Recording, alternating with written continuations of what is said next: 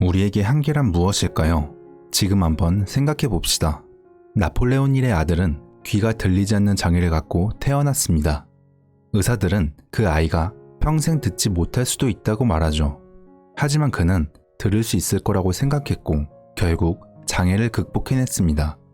헨리 포드는 말이 끌지 않는 마차를 꿈꿨습니다. 지금의 자동차를 말이죠. 에디슨은 전기로 작동되는 전구를 만들겠다고 말했죠. 이런 사례들을 듣고 있으면 자신의 모든 한계를 없애고 내가 진정으로 원하는 것을 꿈꿀 수 있는 용기를 갖게 됩니다. 패러다임이 바뀌게 되는 것이죠. 이번 영상은 밥 프록터가 일생 동안 읽고 잠재의식을 바꾼 책 생각하라 그리고 부자가 되어라의 내용 중 귀가 안 들리는 장애를 극복해낸 마음가짐과 실제 사례 그리고 성공 공식에 대한 핵심 내용을 담았습니다. 이 영상을 통해서 여러분들이 자신의 한계를 넓히고 새로운 패러다임을 갖추는데 조금이라도 도움이 되길 바랍니다. 그럼 시작하겠습니다. 원대한 꿈의 힘. 스스로 한계를 인식하지 않는 한 우리 마음에 한계는 없다. 오늘날에는 아이디어, 실행 방식, 지도자, 발견, 방식, 스타일, 형태, 다양성 등에서 새로운 것이 요구된다. 새롭고 더 나은 것을 요구하는 그 이면에 있는 승리를 거머쥐기 위해 필요한 단 하나의 자질은 바로 명확한 목적이다. 자신이 무엇을 원하는지 알고 그것을 달성하겠다는 불타는 열망이 필요하다. 진심으로 부를 갈망하는가? 세상에 존재하는 지도자들은 늘 보이지도 잡히지도 않는 기회라는 힘을 이용하고 행동에 나서는 사람들이다.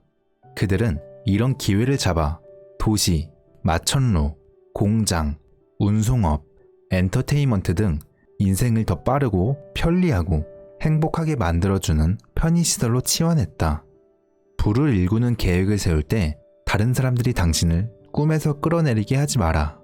끊임없이 변화하는 세상에서 큰 성공을 거두려면 문명을 가치 있게 만들겠다고 꿈꾸었던 위대한 개척자의 정신을 지녀야 한다. 국가의 생명력을 불어넣겠다는 정신. 이것이 자신의 재능을 개발하고 세상에 제시할 진정한 기회다. 불타는 열망은 꿈꾸는 자들의 출발점이자 도약대다. 꿈은 무관심이나 나태함에서는 나오지 않는다. 야심이 부족한 사람에게서도 생겨나지 않는다. 당신이 소망하는 일이 올바른 것이라면 그것을 믿고 앞으로 나아가고 실행하라. 실패할 거야 라는 사람들의 말은 신경 쓰지 마라. 사람들은 실패란 성공의 씨앗임을 알지 못한다. 마르코니는 무선으로 소리를 전송하는 시스템을 개발하겠다는 꿈을 꾸었다. 그가 공기 중으로 메시지를 보내는 원리를 알아냈다고 말했을 때 그의 친구들은 그를 정신병원에 데려가서 입원시켰다. 하지만 그는 말도 안 되는 몽상을 한 것이 아니었다. 라디오가 그 증거다. 다행스럽게도 지금은 형편이 낫다. 오늘날에는 과거의 마르코니 같은 사람들은 꿈도 꾸지 못할 기회가 널려 있으니 말이다. 내 말을 믿지 못하겠다면, 최근의 실패로 위축되어 있다면 이제 그 실패를 자신이 지닌 가장 가치 있는 자산으로 만들 방법을 배울 때이다. 성공한 사람들은 대부분 초라하게 시작하고 수없이 마음 아픈 고통을 겪었지만 마침내 목표 지점에 도달했다. 성공한 이들에게 인생의 전환점은 대개 위기의 순간에 또 다른 자아를 발현함으로써 찾아왔다. 토머스 에디슨은 전기로 작동되는 전등을 만들겠다는 꿈을 꾸었고 이 꿈을 꾸준히 실행에 옮기는 일부터 시작했다. 그는 1000번도 넘게 실패했다. 하지만 그 꿈을 꾸준히 밀어붙인 끝에 마침내 머릿속에 잠들어 있던 천재성을 발견했다. 가난하고 교육도 제대로 받지 못했지만 헨리 포드는 말이 끌지 않는 마차를 꿈꿨다. 그는 기회가 찾아오기를 기다리지 않고 자신이 가진 수단을 가지고 일을 시작했다. 그가 꾼 꿈은 이제 전 지구를 하나로 묶어주고 있다. 그는 이 세상에 살았던 그 누구보다 더 많은 계획을 실행했다. 꿈을 꾸는 걸 두려워하지 않았던 덕분이다.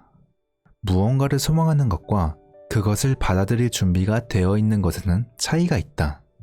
자신이 목적하는 대상을 얻어내리라고 믿기 전에는 그 일을 할 준비가 되지 않은 것이다. 희망이나 소망이 아니라 믿음을 지녀야 한다. 믿기 위해서는 반드시 열린 마음이 필요하다. 닫힌 마음은 신뢰, 용기, 믿음을 고취하지 못한다. 기억하라.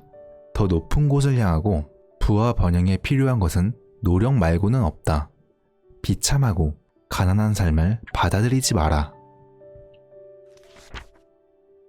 열망은 자연의 법칙을 넘어선다. 이제 소개할 사람은 이 장에서 가장 강조하고 싶은 사례이자 내가 아는 한 가장 비범한 인물이다. 그는 듣지 못하는 상태로 태어났다. 의사는 그가 평생 듣지도 말하지도 못할 것이라고 말했다. 나는 그 의견에 반발했다. 내게는 그럴 권리가 있었다. 바로 그 아이의 아버지였기 때문이다. 나는 한 가지 결론을 내렸다. 하지만 그것은 마음에만 담아두었다. 나는 내 아들이 듣고 말할 수 있다는 것을 알았다. 반드시 방법이 있으며 내가 그 방법을 찾아내리라고 믿은 것이다. 에머슨의 말이 떠올랐다. 사물을 관장하는 법칙은 우리에게 믿어라 라고 가르쳐 줍니다. 우리는 그것을 따라야만 하죠. 누구나 각자 따라야 할 것들이 있습니다. 귀를 기울이면 올바른 지침이 들릴 것입니다. 올바른 지침이라 그건 바로 열망이다. 무엇보다도 나는 아들이 듣고 말할 수 있게 되기를 열망했다. 그리고 그 열망은 한 번도 사그라든 적이 없었다. 한순간도 말이다. 나는 귀의 도움 없이도 뇌로 소리를 전달하는 방법과 수단이 있으리라는 불타는 열망을 아이의 마음에 심어줄 수 있는 방법을 찾았다. 누구에게도 말하지 않았지만 나는 매일같이 결심을 다졌다. 내 아들은 듣게 될 거라고 말이다. 아이는 자라면서 주변의 사물들을 감지하기 시작했고 아주 미약하나마 아이에게 청력이 있음이 드러났다. 보통 아이들이 말을 시작하는 나이가 되었을 때 말을 할 시도조차 하지 않았지만 행동을 통해 어떤 특정한 소리를 미약하게나마 듣고 있음을 보인 것이다. 내가 알아야 할 건 그것뿐이었다. 나는 아이가 아주 조금이라도 들을 수 있다면 청력을 점점 발달시킬 수 있으리라고 확신했다. 그리고 나서 벌어진 일은 내게 희망을 주었다. 축음기를 샀을 때의 일이다. 처음 음악을 들은 순간 아이는 완전히 도취했다. 아이는 그 기기에 즉각 반응했다. 한 번은 거의 2시간 동안 축음기 끄트머리에 이를 대고 서 있었다. 아이가 축음기에 빠진 지 얼마 지나지 않아 나는 한 가지 사실을 알아냈다. 아이의 머리 아래쪽 외도 근처에 입술을 대고 말하면 소리를 듣는다는 사실이었다. 아이가 내 목소리를 듣는다는 사실을 알고 나서 나는 즉시 소리를 듣고 말하겠다는 열망을 아이의 마음에 심어주기 시작했다. 잠자리에 들기 전에 동화책을 읽어주는 걸 아이가 좋아한다는 걸 깨닫고 독립성, 상상력, 듣겠다는 강한 열망을 키워줄 만한 이야기를 지어내서 들려주었다. 아이가 겪는 고통이 골칫거리가 아니라 대단한 자산이라는 생각을 마음속에 심어주는 내용이었다. 교사가 아주 가까이에서 크게 외치지 않으면 전혀 듣지 못했지만 아이는 초등학교부터 대학에까지 들어갔다. 농아학교에 가지도 않았고 가족들끼리도 수화를 사용하지 않았다. 아이가 말을 하고 들을 줄 아는 사람들 사이에서 살아가야 했기 때문이다. 대학 졸업하기 몇 주 전 아이의 인생의 전환점이 될 만한 중대한 사건이 일어났다. 보청기 회사에서 시험용으로 전기 보청기를 보내온 것이었다. 이미 보청기에 실망한 적이 있어서 별 기대는 없었다. 마침내 그 기계를 대충 머리에 쓰고 전원을 넣자 그 순간 마법이 일어났다. 정상적으로 듣겠다는 일생의 열망이 실현된 것이다. 난생 처음으로 아이는 정말로 들었다. 평범한 사람과 다를 바 없이 말이다. 자신에게 다가온 변화된 세상에 크게 기뻐하면서 아이는 전화기로 달려가서 엄마에게 전화를 걸었다. 그리고 처음으로 엄마의 목소리를 제대로 들었다. 다음날 난생 처음으로 아이는 강의 중에 교수의 목소리를 분명하게 들었다.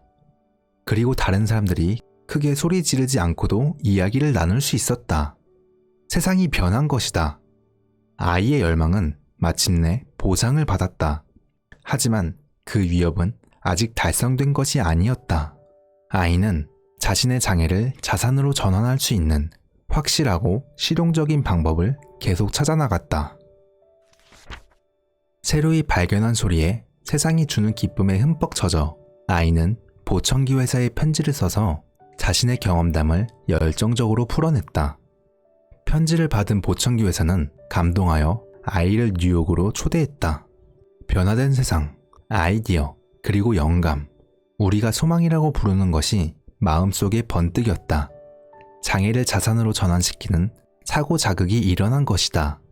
그 자산은 다가올 미래에 수많은 돈과 행복을 가져다 줄 것이었다. 아이는 자신의 변화된 세상에 대해 말할 방법을 찾는다면 보청기의 도움을 받지 못하고 살아가는 수백만 명의 사람들을 도울 수 있으리라고 생각했다. 한 달 동안 아이는 열심히 조사했고 보청기 회사의 전반적인 마케팅 시스템을 분석했다. 그리고 나서 전 세계 청각장애인들에게 자신의 변화된 세상에 대해 이야기할 계획을 세웠다. 자신이 발견한 사실을 바탕으로 한 2년짜리 계획이었다. 계획서를 회사에 보여주자 회사는 아이에게 계획을 실행할 수 있는 자리를 제공했다. 처음으로 일을 시작했을 때 아이의 꿈은 소박한 것이었지만 그 결과 보청기의 도움 없이는 들을 수 없는 수천 명의 사람들에게 희망을 전하고 고통을 경감해주게 되었다. 아내와 내가 아이의 마음을 불어넣어준 열망이 아니었다면 블레어는 평생 말을 할 수도 없는 농아로 남았을 것이다. 다른 사람들처럼 듣고 말하며 살아간다는 열망을 아이의 마음속에 심어주었을 때 어떤 기이한 영향력이 고동쳐 대자연이 아이의 뇌와 외부 세계 사이에 다리를 놓아주었다. 불타는 열망은 스스로를 물리적 실체로 바꾸는 교묘한 방법을 지니고 있다. 블레어는 평범한 사람처럼 듣게 되길 열망했다. 그리고 이제는 들을 수 있다.